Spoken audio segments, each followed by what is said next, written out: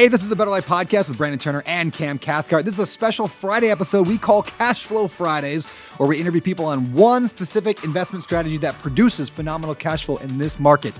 This show is meant to be short, sweet, to the point, so you can implement it right away into your life. Without further ado, let's get to the episode.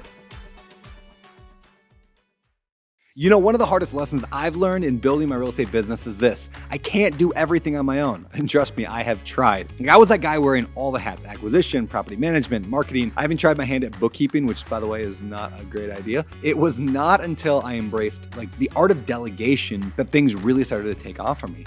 I actually remember hiring my very first virtual assistant. And then I realized right away, why did I wait so long to do this? And honestly, I was amazed at how great they were. They're better than me at most things they did. And in fact, that first VA is still with me today, 10 years later. Now, suddenly I had time to focus on bigger picture things, scaling the business, finding more deals, and honestly spending more time with the family.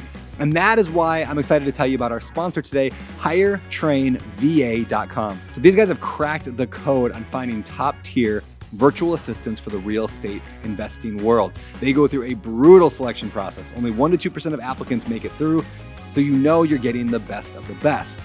And they've got this really cool draft board where you can actually handpick from the top talent that they've already sourced and vetted. It's like having your own personal dream team at your fingertips. And if you're unsure where to start or how to delegate right, they've got you covered with a free guide on 100+ tasks that you can start delegating today. Just head over to HireTrainVA.com. You know, I believe in them so much that their owner, Valentina Brega, it's a friend of mine. I actually brought her on the podcast a while back. It's on episode 42, so if you want to check that out, go listen to a masterclass on how to hire and work with virtual assistants. So hey, if you want the fast track on hiring your first VA, but you don't know where to start, just shoot me a DM over on Instagram with the word delegate. Just delegate, and I'll hook you up with some of the same resources that transformed my business. Stop wearing all the hats and scale faster. Hire a VA, free up your time, and scale your business. Go to HireTrainVA.com or hit me up on Instagram with the word delegate. It's time to take that next step in your business. Now, back to the show. Mike Curadossi. Dude, welcome to the show. Thanks for having me. It's super cool to be here. All right, man. So I know you as a 37-year-old real estate investor, over a decade of experience. You were up in Massachusetts. I know you went down to Jupiter, Florida, where you live now.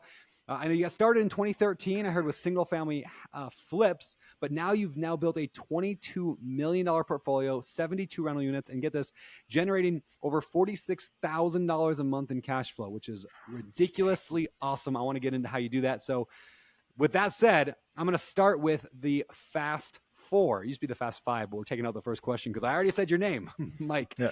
So tell us, question number one, what is that niche that you're pioneering and you're crushing?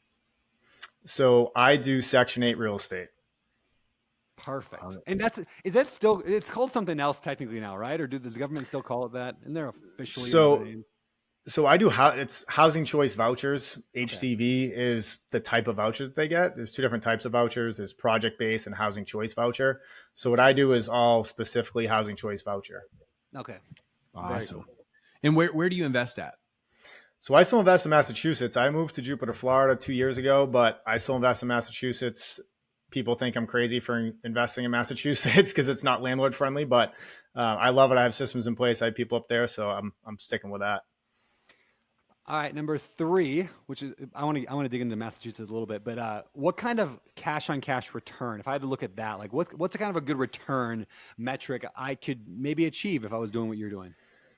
So I don't really look at cash on cash. I look at strictly what's my monthly cash flow per unit. Okay. I have cash on cash in my calculator, but I really don't even look at it, right? So I care about cash flow, and I cash flow over $1,000 a unit for deals that I'm buying right now, or I won't even look at it. And that's after the mortgage and all that, or is this like before anything? Yep. Yeah, that's after everything. CapEx, maintenance, PM, everything. All right, well, we'll dig in a little bit about those numbers. How you do that. Yeah. Interested. So would you recommend this niche to other people? Yeah, I mean, absolutely. So, I mean, there's not only that the deals that I buy cash flow very well, but HUD has been raising their fair market rents every single year, right? Now, the government sets my rents. I don't set my rents, right? Yeah. So, which is great because I can go up on my rents every single year depending on what HUD releases and the housing authority pays on the payment standard based off the fair market rents. Mm-hmm. And my tenants pay up to 40% of their income in rent, not 40% of the rent. So when I increase rents, my tenants don't move because it doesn't affect them. They're still paying the same tenant portion of rent, right? So another good thing too, from my standpoint, right? Like, yes, you can cash flow high, but I also take great pride that I'm providing stability in housing for people, because my tenants, I mean, my normal tenant, right? Like if you look across my portfolio, it's a single mom with a couple kids, right? And for me, like I think back to when I was a kid, it's some of my best memories are in my house, right? This is where you spend the majority of your time. And the fact that all these memories that these families get to make are my properties, right? And they have that stability in housing, right? Like the kids know where they're going to school. They know where they're getting off the school bus. They can make friends and not move around schools every year. So for me, knowing that, it really, it's kind of like the icing on the cake for me. I love that you're saying that, because what I see a lot of people that get into Section 8, they have the exact opposite strategy, where it's like, hey, I can buy a really cheap house. I can do just enough to get it to pass inspections and occupancy, and I can rent it out for more money than I would any other way. And so a lot of people take advantage of people with Section 8, or at least what I've seen. And so I love the fact that it's the exact opposite philosophy, where it's like, no, I get to provide an incredible house, an incredible opportunity to these families. Yeah. And like, I mean, I get Christmas cards from some of my tenants, right? And like, I'm not doing anything crazy. I literally just fix things when they break and respond to them when they say, hey, Mike, I have something broke. I'm like, okay, I'll have someone there tomorrow to fix it. Thank you so much. Like, that's literally my, like, if I have maintenance issues, that's what happens. And they send me Christmas cards thanking me for it. It's like, I'm just being a good person and fixing things at my properties, right? Like, oh my, and it's unfortunate that like Section 8 has such a bad like stigma to it, right? Like when people think of Section 8, they think of like your house is getting trashed, right? Your tenant's trashing your property, cars outside on blocks, right? Bad neighborhoods, bad areas. But it's not that at all, right? It's like I go to real estate meetups and talk to people, and they're just like shocked that I invest in Section 8, and I explain it to them, and I have a really, really good process of going through applications, and they start to get it a little bit, right? But everyone's got that bad story they heard from a friend or a friend of a friend that rented to a Section 8 tenant that had a terrible experience. It's like, well, you probably had a bad experience. You're a bad landlord. You didn't actually go through your screening process correctly, right? Like it's, people think that because the government's paying their rent, they don't have to screen for a tenant. It's like, oh, the rent's guaranteed, so I'll just put in anybody. That's the problem people, I think, have. Yeah. I'm excited to have this conversation, because I have one friend that is all Section 8, but just in the last year, she's had multiple drive-by shootings. She had an arson. Somebody burnt down. There was a little gang war, and they burnt down a house. And so, like that's kind of what I've heard with Section 8 is like, oh my goodness, you're going to have issues all the time. And so I'm excited to hear a little bit more about. Yeah, it sounds like your friend invests in what I call red areas. Like before I invest anywhere, I drive the neighborhood, I drive every single street. I have pens, all different colors. I highlight areas. I take notes. And if I wouldn't have lived there at some point in my life, I'm not buying a property there. If I don't feel safe there, I'm not buying a property there, because who's my end tenant, right? It's like I said, it's a lot of my tenants are single moms with kids. Like they're not going to want to raise a family where they don't feel safe. And I don't want to own properties where I become a slumlord because bad tenants will only rent at my properties. So, I'm not saying only bad people live in bad areas. There's great people who live there, but when you have a voucher, you can say your voucher pays up to $3,000 a month. You can live anywhere in that area for $3,000 or under. So, there's really no incentive for them to stay there. So if you buy in bad areas and you get somebody good, they're going to be, the second they move in, they're going to be trying to move out into one of my properties. Right. So, that's why I avoid bad areas where I don't feel comfortable. So that's one of the things that stuck out to me. Oh, sorry, Brandon, go ahead. No, just right away was with 72 rental units, and it's a $22 million portfolio. Whereas if somebody kind of the people I know that are in Section 8, if they've got 72 units, it might be $50,000 a door. That might be a $4 million rental portfolio. So obviously yours are really, really great houses, which I love. Yeah. Like the properties I'm buying now, I'm paying about $250,000 a unit. Right. So it's higher priced, but I'm getting $3,487 for rent. Right. Wow. So, the numbers work great. And I've actually kind of pivoted because I started in single family. I'm buying more multifamily now. But in single family, I was buying when prices were lower, right? So prices in my market now for a single family are 400 grand. So, okay, those numbers don't make sense anymore. So am I going to stop investing in real estate, or am I going to pivot and figure it out? Yeah. So I pivoted, I figured it out. I can buy multifamily for less per unit in good areas that are desirable for people to live, and still fill my units and cash flow higher. So, yeah. How would somebody, well, for a couple quick questions, what bedroom count are you typically wanting to buy in? Is there a certain number? And then how does somebody know what Section 8 is going to pay for a certain bedroom count? How would they find that info? So first of all, what are you doing? And then what do you know about finding rents? Yeah. So, I mean, across my portfolio, I would say my average is like a 3-bed, 1-bath, 1,000 to 1,200 square foot apartment or a house, right? And I feel like that's kind of like the holy grail of rental properties, because you can get, so with Section 8, it's based off of bedroom count, right? It doesn't matter. So I can rent out a 1,200 square foot 3-bed, 1-bath house for the same as a 3,000 square foot 3-bed, 1-bath, 3-bed, 5-bath house, right? It's the same money. So for me, like, that's kind of my standard going across my portfolio. And then if I get a property that's a studio 1-bedroom, I work with different organizations that will actually lease those buildings directly from me and pay me 100% of the rent. Mm-hmm. So what was your second question, Brandon? Yeah. How do you know what Section 8 will pay for a property? Do you call them, or is it published online? So it's super simple. So really what you can do is you can just Google HUD payment standard 2024, and it will pull it up. You can search by your zip code, your area, your county, and it will tell you legit, like, studio, 1-bedroom, 2-bedroom, 3-bedroom, 4-bedroom, 5-bedroom, in every single part of your town. It will tell you, right? Yeah. And then the cool thing is that not every housing authority, and a lot of people don't know this, which is, I feel like this is kind of like my secret sauce, right? So not a lot of people realize that not every housing authority pays you the same amount. So there's housing authorities in my area that I work with that pay between 110 and 120% of what the fair market rents that are released by HUD pay, right? So the fair market rents are released by HUD like October, November. Then the housing authorities look at it, and then they put out what's called payment standards. That's what they pay. All right. Most housing authorities will put it online. Some don't. So you'll have to call them, email them, and get them. But these numbers that are listed on the fair market rents and the payment standards, these include utilities. So you'll have to ask them for the utility allowance and back that out if you're not going to include utilities. I don't include utilities. I try not to include utilities.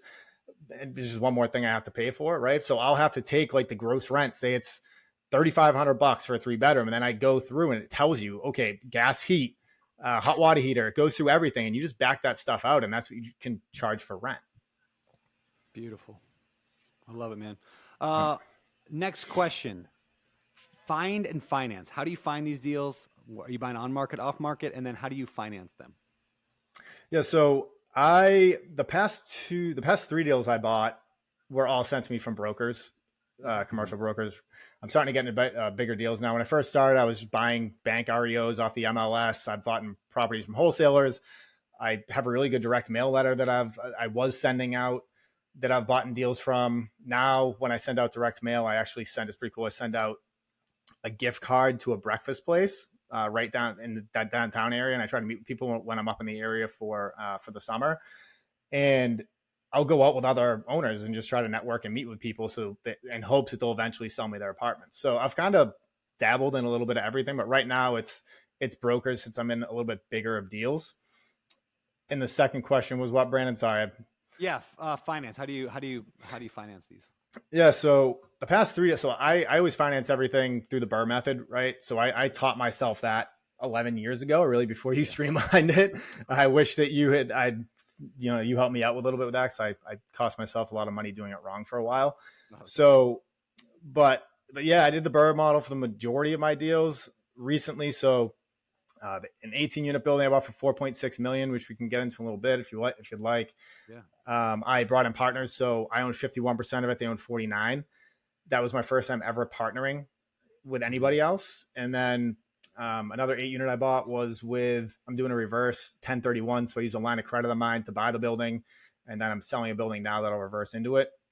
And then the third building I bought, it's a pretty cool strategy. I found someone that needed write-offs to offset an IRA and put it into a SEP IRA. So I kind of learned that whole model, and, they're getting the first year cost segregation study. I'm going to refinance the non-recourse debt. So, and they really want the losses to offset their IRA, and I want equity. And right now we're 49-51.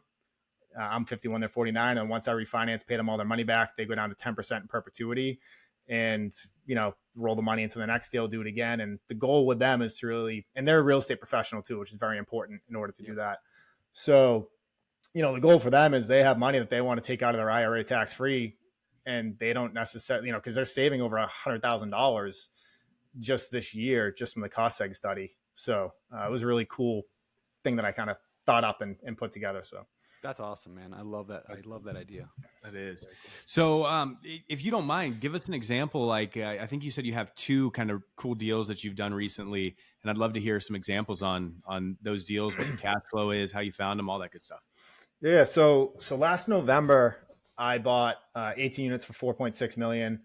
And it was actually brought to me by a broker that I had no idea who they were. They randomly called me, asked me if I was interested. I said yes. So I had to sign an NDA, and then they sent me over the deal, right? But how the commercial world works with brokers is, they get a deal, they send it out to their email list, right? So what's it tell me if they called me out of the blue? It said no one wanted this deal, right? Like they were having a hard time selling it. I had bought 8 units down the street. So they found me that way, and they called me. And going into it, the existing gross income was $43,800 to $525,600 a year, right? So 17 of the 18 tenants all had a housing choice voucher, which is why no one else wanted this deal. But it's the only reason why I wanted this deal, because I know what every housing authority, I got the rent roll. I went through all the housing authorities. I know what they all pay. If I didn't, I called them, I figured it out. So I knew what I can increase rent to in 60, 90 days, right? Because this landlord I bought it from, he had no mortgage. He hadn't gone up rent in like 5 or 6 years. He was just kind of on cruise control. So for me, I saw huge potential there where no one else did, because they don't really know this business model, right? So 3 of the 17 tenants, their voucher size, and this is really important too when you're analyzing a deal. So these are all 3 bedrooms, and some of their voucher sizes had gone down, right? Because maybe they've lived there for a long time and they had kids who moved out. Now their voucher went from a 3-bedroom to a 2-bedroom. So when you go up on your rents, you can only go up to what their voucher is, right? So if they have a 2-bedroom voucher, you can't go get 3-bedroom rent. You can get 2-bedroom rent, right? Which, if you're cool with that, fine. And I actually, one of the tenants in there who had a 2-bedroom voucher, I increased their rents all in 90 days. And then one of my other 2-bedroom apartments opened up, and I moved her into there. We renovated the unit, and now we're filling that right now for a higher rent, right? So we went from $3,000 a month, and now we'll be getting just under $3,500. So in 90 days, I was able to increase rents from $43,800 to $56,258 a month. Wow. So I had 0 tenant turnover. So I had 1 vacant unit when I bought the building, and I went in there, painted, put a new tenant in. And these units were some were rougher than others, but the one that was vacant was actually pretty nice. So with no tenant turnover. So I increased the NOI by just under $150,000 in 90 days by sending rent increase letters to a housing authority. That's insane. So and it appraised for a 6.8 cap, right? So $150,000 in NOI at a 6.8 cap is $2.2 million in added value in 90 days. It's insane. This is what, by the way, that's why I love commercial real estate. One thing is like small changes across a portfolio with cap rates where they're at, even at 6.8, which is a high cap rate. Like you're not talking about a 3, which would be even more insane. And this gets a little in the weed for people who might not know commercial real estate. But the bottom line is it's a massive multiple of whatever profit you bring in. It's it's like 15 to 20 times whatever your annual income is what you add to your net worth. It's just wild. But so one thing I love that. The other thing is, like, I think you bring up an important point is Section 8 isn't automatically going to pay you more money. Is that right? Like you have to apply, or you have to issue them a notice, right? Or like the housing authorities, you let them know. Because I've had this mistake in the past where I've rented the Section 8 and then just forgot about it for years. I've had lots of Section 8 tenants for years, just forgot about it, kept the rent right where it is, maybe raised it by a few percent per year. Then I find out later, I'm like, oh shoot, Section 8 would pay $500 a month more than what I'm charging. It's just free money. I'm just not paying attention. So you can go up on rent once every 12 calendar months, right? So and the housing authorities, like I said before, HUD sets these rents, right? Like I have no control over what my rent's going to be. The government sets these rents, right? And I'm just going up to what they say they'll pay me. So in October, November, when the fair market rents change, the housing authorities look at that, then they increase the rent. So you literally just have to call them and ask for their payment standard because they don't update their websites as fast. They'll give them to you, and then you go up and you go up in your rent. And not every, so each housing authority will have a different process for how to increase rent, right? Some I literally just send an email and they say, okay, great, thanks, Mike. And then others, I'll have to put on my letterhead and just say what rent's increasing to. I'll CC the tenant and the housing authority on it, and that's it, right? And as long as I'm not increasing rent above what they're telling me they'll pay me, my tenant portion of rent doesn't change because I can't charge more than that, or could affect their tenant portion, right? And I don't want to do that. So, and then another housing authority, the tenant actually has to sign the form that they give me. So what I do is I fill the whole thing out. I text my tenant. I say, hey, I'm going up on rent to the new payment standard set by the housing authority. Your tenant portion of rent should not go up, right? And it doesn't, but I say it should not go up. If you have any questions, let me know. And I send it over through DocuSign. So literally they open their email, they click a button and sign it, and it comes right back to me. I forward it to the housing authority. 60 days later, I get a rent increase. So do they increase rents every year? Or have you seen it stay stable? Is there any potential of it going down ever? Yeah.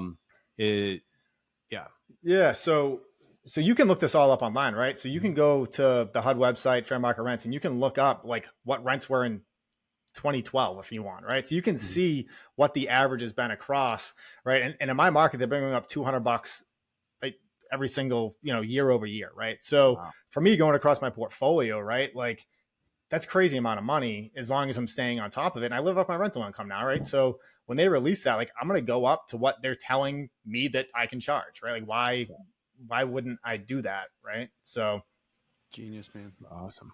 I love it. Hey, that actually leads. I know you had another example to bring out, but before we get there, I thought this would be a good time to talk about the future. The question is, what does the future of this niche look like? Is it going to last? What are your thoughts on that? I have some thoughts as well, but I'd love to know yours. I mean, I don't know. I don't know how it doesn't, to be honest. I mean, the economy's been great over the years. Is still so. The housing authority that I do work with, I email them and ask them how long the wait is to get a voucher, right? So she told me it's between 8 and 11 years to get a voucher in my market. Okay. So think about this, right? So you're somebody that is applying for a voucher because you can't afford to live. You can't afford a rental unit, right? Like I said, my standard tenant's a single mom with kids, right? So like there's these single moms with kids applying for a housing voucher, and then they get told by the housing authority they have to wait 8 to 11 years to get a voucher. Like that's insane, right? So, and then get this. So once they get a voucher, right, they have as little as 60 days to go find a landlord that will accept their voucher and find a place to rent. If not, they lose it and it goes to the next person on the list. So could you imagine waiting 8 to 11 years for your like lifeline, right? You get it and then you can't find a place to rent, so you lose it. That's insane. Like it's absolutely crazy. So for me, like, I don't know, I can't see it ever going anywhere. I don't know what your thoughts are, Brandon, but well, I was gonna say this is why I love Section 8. It's one of my favorite strategies. I talk about it a lot. In that the government, I mean, the U.S. is according to some stats, 7 million housing units short right now. We're not building much of anything right now, which means the problem is going to get worse. Anything we are building over the last 10 years is not at affordable housing level. It's at the high end, because that's where there's a lot of money for developers. So what does that mean? It means that the affordable housing problem is just getting worse, and it's getting worse, and it's getting worse. The government has almost no options left. There are ADUs as one option. The other option is socialism. I mean, essentially, they will move more and more towards housing vouchers. I believe that I think Section 8 program will be expanded. I mean, this depends a little bit on whether we lean more Republican or more Democrat going forward, but just as a society becoming more and more government focused, I guess, government program focused, yeah, I see tremendous opportunity in this niche. For you can be good at it today. Yeah. When the government starts issuing more and more of this stuff, yeah, you're gonna be so well to be in that spot. Yeah, and like I said too, like the economy's been good for it. What happens when the economy gets bad, right? Like I personally think we're going to head into a correction, right? Like we need one. Yep. And so the wait list is 8 to 11 years long. What's it going to be, 20 years long? Like, and the government's just going to ignore it, right? Which is why people is like, oh, you invest in Massachusetts, you're crazy. And it's like, well, Massachusetts is very Democrat, right? Yep. And I think they're only going to release more and more and more money, which is better for my business, right? And it's better for the people in the community to get housing, right? So, and this is a great story too. I'll try to be quick, but during COVID, I got letters from every single housing authority to work with saying if their income changes, to let them know and they'll pick up the difference. So from like a recession proof standpoint, I mean, what's worse than the government literally telling you can't work to pay your rent, right? Like if a meteor hits the earth or if aliens invade, like what are other reasons that people won't be able to pay their rent? And they completely covered my entire downside. They released programs where tenants now can get first, last, and security deposit paid and any back rent. You just fill out documents online, they fill out some paperwork, and 3 months later you get all the rent, right? So now I literally don't even tell my tenants I'm like, hey, look, fill out, it's called RAFT in Massachusetts. Fill out the RAFT paperwork, get your portion of first and a full month security deposit, and start out ahead instead of starting out behind and giving me every single dollar you have to move into to pay security deposit, right? So, and there's other programs, energy efficiency programs, like the deal I literally just told you guys about, the 18 units. I'm getting all free triple pane windows installed for free because my tenants make under 50% of the area median income through LEAN, lean multifamily in Massachusetts. And there's another program called Mass Save you can do it with. You can get up to $10,000 for mini splits per unit installed for free. So, there's so many benefits. It's insane. And, it's why I'm so bullish on, especially what I think we're going into a bad economy. And it's like, all right, well, whatever. Like, my rents are basically guaranteed, at least the housing authority portion. So what awesome. I love that. Yeah. So I posted on Instagram the other day, a post I did really went fairly viral. And just because I said, if the government goes in, because there's some talk about the government giving people a bunch of money to go buy houses, like 25 grand a person to go buy a house or something ridiculous like that. And I'm like, I'm all for it because that money ends up in my pocket at some point. It all trickles up to the rich. And the more the government wants to help, and it's not, I'm not saying it's a bad thing or a good thing. It's just, for example, the window thing, right? Government programs, yes, it helps save the tenant money, but it also gives you a better property that's worth more money. It trickles up to you, and then you can, rent it long term. They leave less often. It ultimately benefits you. So the point I'll make here, and then I'll go on to your second example, yet another one, I think. But it's like, anytime somebody says, like, even I've said this, I don't invest in Oregon, I don't invest in Michigan, I don't invest in California because of like the liberal policies. Anytime you hear anybody, guru or not, say like that, like something's bad, just know that there is a way to do it. They're like, yeah, that's good. Yeah. So I don't invest there because I don't like their landlord policies, but you might invest in a more of a liberal government area because of the free housing, benefits. So anyway, yeah. I love it, man. Yeah. I love that you're doing that. Well, yeah. And plus too, I mean, so if you have to evict a tenant, you're getting, because they're not paying you, you're getting the housing authority portion of rent through the entire eviction. Yeah. Right.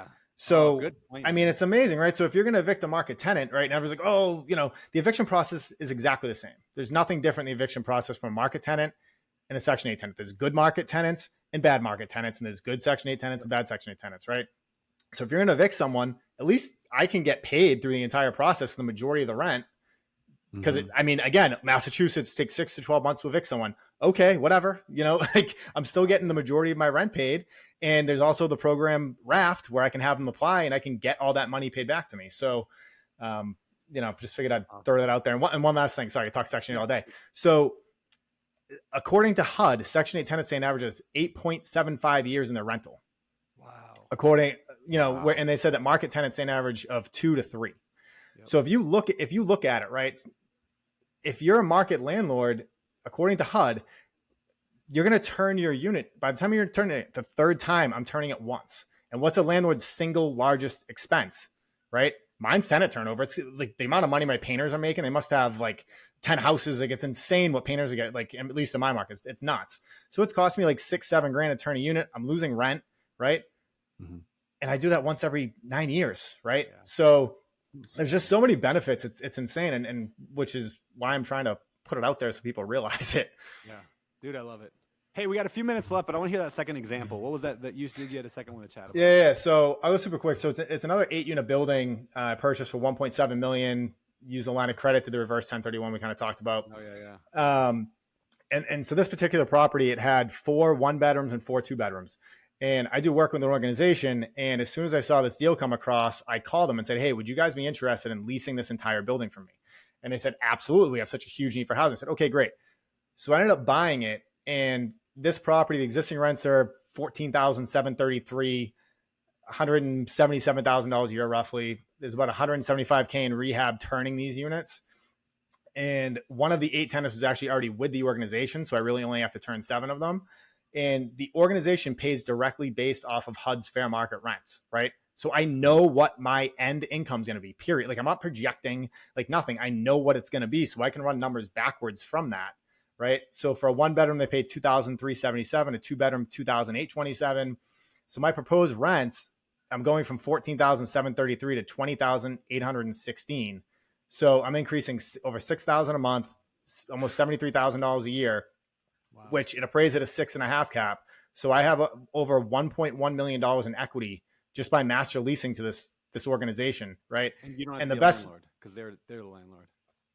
Exactly. So there's no vacancy because they fill units, right? So I don't have to turn units, which is a landlord's largest single expense, which we just talked about, right? At least in my opinion, right?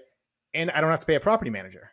So like how much more money am I paying or making, excuse me, because I'm master leasing to this organization? And they'll actually, so it's pretty cool. I was able to take my brother on full time as my maintenance manager now. Awesome. So they'll have my brother's phone number. So if there's ever a maintenance issue, he'll go there and fix it. Yeah. So like I'll literally work an hour, 2, 3, 4, 5, maybe a year on this property because everything's gonna be set up on auto pay and just do my taxes at the end of the year. Right. So, and the best part is they pay based off of fair market rent. So if HUD goes up $200 next year, right, on rents, I literally send them an email and I get my rent increased. Like that's it. So love that. That's awesome. All right, let's move on. We got a couple of minutes left. So what do you think is the biggest challenge for you or for anybody in this industry? So what I hear the most is the paperwork, right? Because when you rent through a housing authority, right, there's definitely more paperwork you have to go through. And there's also the inspections, right? So a lot of people hate the inspections, but you're most likely going to fail with the first time. Like I'm not going to lie and say you're not going to fail with the first time, right? But you go in there, you fix up the stuff that needs to get fixed. They come in once a year, look at it. The things that if you do fail, it's going to be very, very, very minor stuff. Mm-hmm. So for me, like this little bit of extra work, like if you think about the HUD numbers, right? Like my tenant will stay there for 8.75 years according to HUD. So if I put in a couple hours extra work for a tenant and I don't have to turn it, you know what I mean? Like, why wouldn't you do that? Right. It's just so short-sighted, but I guess I've kind of learned that over the years too. So, And do you do it? Cause as you're talking, that's what I was thinking is like, oh my goodness, this sounds like a paperwork nightmare, knowing all of the different housing organizations, all of their rules. Are you doing that? Or do you have somebody on your team or a VA doing that? Or is that all you? So I was doing the majority of it till I moved to Florida, and then I was doing it remotely. And now I have a property manager who manages like the newer units that I've bought. And she's handling a lot of stuff, but honestly, it's paperwork up front. You send it in and that's it. Right. And then you do get the inspection back yearly, right? You might have to go in and fix a couple things. And the other thing you have to track is your tenant rent share letter, right? Because if your tenant has a change in income, their tenant portion can go up or it can go down, right? And they'll mail you that letter months in advance. Yeah. So literally I get the letter, I go into my property management software, I change it for that date and I file it. The paperwork, it's really not that much work, right? Like it sounds like a lot, but it's really not. Love that. Awesome. Hey, what is the secret to success with Section 8 rentals? In my opinion, it's your application process 100%. So I tell people all the time, like if you show a unit and you get 10 applications, 5 of them will look good and 2 of them are actually good. And it's your job to find the 2, right? And I've rented to one of the bad ones before, right? And I've learned this over the years. And the most important thing for me is verifying who their landlord is, because I've been lied to literally about everything on a rental application. So before somebody even applies, I'll say, hey, look, if you lie on your application, I will not rent you, period. I've done this for a while. If you lie, I will find out and I will not rent you. So do not lie to me. If you had a bad relationship with your landlord, if you had an eviction 5 years, like if your credit's terrible, like I really don't care about credit, right? I care if you have 20 credit cards, you're not paying any of them, right? But if you have student loan debt and that you didn't, like, whatever, right? So I'm very upfront and honest with people, and my world is very black and white, like you do or you don't, right? So I'm blunt. I tell people how it is, and I go through and I verify everything on their application, right? I go through the property record and I verify who their landlord is, right? I'll call them and I'll actually ask them questions about how do you own the property? What do and if you're talking to their brother, their sister, their cousin, they're going to say, oh, my name. Like, oh, what's your name? And they're like, oh, and they're going to hang up on me, right? So I'll ask them, do you own it? And I'll see, do you own it in a trust? I'll, street map it. I'll see if there's anything like quirky about the house that I can ask them, right? I'll ask them when they purchase a property. I can even skip trace them for 20 cents and see if it's the right number, right? Like if it actually comes up. So like I put a little bit more effort into this. And a lot of times when I'm talking to the landlord on the phone, I'll just say, hey, do you mind if I ask you a couple questions? I've been lied to about everything before, and we'll go over like tenant stories, right? But you can weed out so many people just by doing that. And most people, unfortunately, they don't even call their landlords, right? And I put the most weight on the prior landlord, not the landlord they're with now, because they'll lie to me to get them out, right? Yeah, correct. I care about the prior landlord. If they've been somewhere like 8 years, like, okay, maybe I'm not going to, right? But if they've been somewhere for a year or two, I don't even care to talk to your landlord right now. Like whoever you're renting with, I do not care what they tell me because they will lie. I care about where you were living before and who that landlord is. And I need to get their contact information. If you won't give it to me, I will rent you. Right. If they live with their parents, okay, whatever. Like I'm not going to talk to their parents about it. Right. But, then another thing I do, which I would say 99.99999% of investors don't do, is I do an inspection of their existing unit. So right on my rental application, I say, we do an inspection of your existing unit. Are you okay with this? Yes or no? And I also tell them that I need a copy of the most recent utility bill. Are you okay with that? Yes or no? Why do I do this? Because like I said, I've been lied to about everything, right? If you actually go to somebody's property, right, to do a property inspection, you're going to see if their mixed breed dog they have is actually 10 pit bulls outside in the kennel, right? You're going to find out if they say they don't have a boyfriend living with them. You go there and there's men's work boots and men's clothing like everywhere. Like, and you're going to realize they're lying to you. And this has happened to me before, right? Which is why I do property inspections. Like it's an absolute non-negotiable for me. Right. And plus two with the utility stuff, if the utilities are in my name when they rent the property, right? My business name, never put them in your own name. They're my business name. When they move in, if they are not paying their utility bill with their prior residence, they're not gonna be able to transfer into their name at my property. Right. And I'll be paying the utilities and I'm going to have to try to evict them. Like that's a nightmare. So these are just simple things that I do and my non-negotiables. And I run my properties like a business, right? And would you ever hire somebody without doing, a lot of research, right? It's just so unfortunate. So many landlords just like, they're so eager, they do the BRRRR strategy and right before the rent part, they just throw somebody in, right? And like, that's almost the most important part, because if you get someone bad in there, you're not going to want to own any more property. Yeah. Love that. Awesome, Mike. Well, hey, I could talk about this all day because it's fascinating. It's incredible, but we do have to wrap up. So if somebody's listening to this and they want to learn more, I know that you kind of teach this. Could real quick just say, how can people learn a little bit more about this? Yeah. So I'm on Instagram and Facebook, Section 8 Done Right. And I also I released a course. I never thought I'd have a course, but I put one out to help as many people as I can. It's $397. And you can go to section8doneright.com and check that out. There's a lot more information there. And, hit me up on Facebook or Instagram. Happy to talk and help. Awesome. I love it, man. Dude, thank you. Dude, super helpful. Appreciate you. And dude, we got to hang out in person sometime. I'd love to know more. Yeah, sounds good. And that, my people, is the show. Thank you for tuning in. And hey, before you go, if you enjoyed the episode or if you enjoy the show in general, please consider leaving us a rating and review wherever you listen to podcasts. We really do value your feedback, and we read the comments. We make future decisions about topics and guests and everything else.